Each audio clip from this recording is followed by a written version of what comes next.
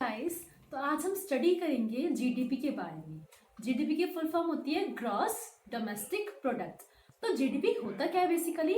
GDP का means होता है जो भी हमारे देश में डोमेस्टिक टेरिटरी के अंदर एक पर्टिकुलर ईयर में, फाइनेंशियल ईयर में जितना भी गुड्स और जितनी भी सर्विसेज को प्रोड्यूस किया गया है, हम उनको ही क्या बोलते हैं? जीडीपी बोलते हैं। ठीक है।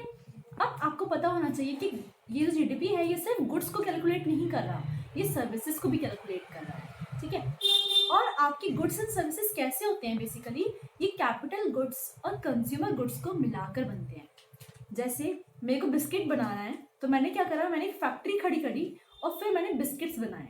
तो जब मैंने फैक्ट्री खड़ी करी और फैक्ट्री में मैंने बहुत सारी मशीन्स में लेकर आई तो वो आपका कैपिटल गुड्स होता है। उसके बाद आपका फाइनल बिस्किट बनकर आया, वो आपका कंज्यूमर गुड होता है क्योंकि आप उसको खा सकते हो, आप उसे कंज्यूम कर सकते हो। तो जब हम बात करते हैं जीडीपी के बारे में तो हम उसमें कंज्यूमर गुड्स को प्लस कैपिटल गुड्स को ऐड करके ये वैल्यू निकालते हैं। ओके, तो पहला पॉइंट हमारा क्लियर हुआ कि ये बात करता है गुड्स एंड सर्विसेज में। अब दूसरी बात करते हैं। दूसरी बात है हमारी डोमेस्टिक टेरिटरी। डोमेस्टिक का मतलब क्या होता है? जो आपका खुद का अपना होता है, जैसे कि आपका देश इंडिया। तो इंडिया के अंदर जो भी चीजें प्रोड्यूस होती हैं वही आपकी जीडीपी मानी जाती है इस डेफिनेशन के अकॉर्डिंग। तो टेरिटरी के अंदर क्या क्या आता है? इसके अंदर आपका लैंड, आपका वाटर, आपका सी, ये सब इसके अंदर आता है। तो टेरिटरी वर्ड जो है ये बहुत क्षेत्रफल वर्ड जो है ये बहुत नैरो नहीं है, ये बहुत ब्रॉड वर्ड है और हमें इसको अंडरस्टैंड करना होगा। थर्ड बेसिक पॉइंट हमारा आता है कि ये कब बनता है? Financial year. मतलब आपको अपना फाइनेंशियल ईयर लेना है, उसमें जितना गुड्स एंड सर्विसेज बनते हैं उसको हम क्या कैलकुलेट करते हैं? उसको हम यूज करते हैं जीडीपी कैलकुलेट करने के लिए। Okay, so who calculate the GDP? कौन करता है कैलकुलेट जीडीपी को?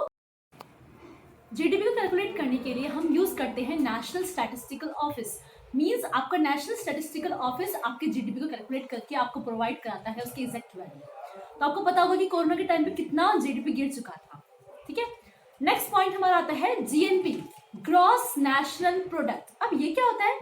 इसका मतलब होता है GDP plus net factor income abroad. अब ये नेट फैक्टर इनकम अब्रॉड है क्या? इसका मतलब होता है कि जो लोग हमारे देश के हैं, जो हमारे नेशनल्स हैं बट वो बाहर काम कर रहे हैं, मीन्स फॉरेन कंट्री में काम कर रहे हैं और हमें रेमिटेंसेस भेजते हैं, उन लोगों का भी जो वैल्यू आती है, रेमिटेंसेस आती हैं, उनको भी हम जीडीपी में ऐड करते हैं। ठीक है। बट अब एक इश्यू आता है, अब ऐसे भी वो लोग हैं जो बाहर से आके हमारे देश में काम करते हैं तो उनका जीडीपी कैलकुलेट होगा? नो, उनका जीडीपी कैलकुलेट नहीं होगा बिकॉज वो हमारे देश में कंट्रीब्यूट नहीं कर रहे, तो उसका आप लोग माइनस कर। तो आपका फॉर्मूला बनता है GDP plus net factor income abroad, where net factor income abroad is equals to nationals working outside minus non nationals. So हमारा नेक्स्ट टॉपिक है फैक्टर कॉस्ट और मार्केट प्राइस। फैक्टर कॉस्ट क्या होता है? So you must learn the meaning of factor. Factor means क्या होते हैं? जो आपको प्रोडक्शन में हेल्प करते हैं। ओके, तो प्रोडक्शन में आपको कौन कौन हेल्प करता है? पहला लैंड, आपको जमीन चाहिए अगर आपको इंडस्ट्रीज खड़ी करनी है। दूसरा आपका लेबर, आपको लोग चाहिए बहुत सारे। और तीसरा आपका कैपिटल, पैसा चाहिए आपको। फोर्थ आपके स्किल्स। आपको पता ही है डेमोग्राफिक डिविडेंड, स्किल होना बहुत इंपॉर्टेंट है। पॉपुलेशन है बट स्किल होना भी इंपॉर्टेंट है ना। तो फैक्टर कॉस्ट ये कॉस्ट होती है जो आप पैसा इन्वेस्ट कर रहे हो अपनी बिल्डिंग खड़ी करने में, अपना बेस तैयार करने में। ओके, तो अब हम आते हैं मार्केट प्राइस पे। मार्केट प्राइस क्या होता है बेसिकली? तो जैसे ही आपने सामान तैयार किया, आपने पूरी इंडस्ट्री खड़ी करी, आपने बिस्किट्स बनाना स्टार्ट किया, अब वो बिस्किट जाता है आपका मार्केट के अंदर, तो क्या होता है? तो फैक्टर कॉस्ट के अंदर इनडायरेक्ट टैक्सेस लग जाते हैं। आपको पता है कि जीएसटी लगता है, तो गुड्स एंड सर्विस टैक्स है ना। तो क्या होता है आपका कि जो ये सब्सिडीज होती हैं ये माइनस हो जाती हैं, मतलब सब्सिडीज आपसे वापस ले ली जाती हैं और टैक्स जोड़ के आपका सामान मार्केट में उतर जाता है। That is known as market price. I hope you guys understand it well. So आपका नेक्स्ट इंपॉर्टेंट टॉपिक है एनएनपी एंड एनडीपी। तो एनएनपी क्या होता है? Net national product. एनडीपी क्या होता है? Net domestic product. अब हमने जीडीपी पढ़ा था ना, जीडीपी एनडीपी थोड़ा सेम सेम लग रहा है। तो अगर आप जीडीपी में से डेप्रिसिएशन को माइनस कर देते हो तो आपका एनडीपी बन जाता है। अब डेप्रिसिएशन क्या होता है? सिंपल सी बात है, आपने साइकिल खरीदी, कुछ टाइम बाद तो साइकिल की वैल्यू खत्म हो जाएगी क्योंकि आजकल तो न्यू साइकिल्स आ रही हैं और ऊपर से वो रखा रखा भी बेकार हो जाएगा। टाइम के अकॉर्डिंग हर चीज खराब हो जाती है।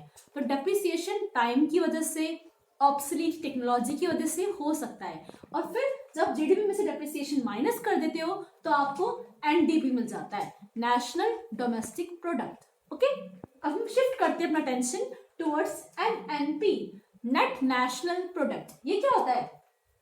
आपने पढ़ा था जीएनपी, अब ये जीएनपी का भाई है एनएनपी। तो इसमें क्या होता है, जीडीपी में डेप्रिसिएशन माइनस करो और नेट फैक्टर इनकम अब्रॉड को ऐड कर दो, जैसे हमने जीएनपी में किया था। बिल्कुल सेम आपको एनएनपी में करना है। डिफरेंस इन दोनों में सिर्फ एक डेप्रिसिएशन का है। ये आपको ध्यान रखना है क्योंकि ये टर्म्स बहुत इंपॉर्टेंट है और ये आपको क्लियर होने चाहिए because they are the basics of economics. And for the complete notes, you can click on the description below. Thank you. Jai Hind and Vande Mataram.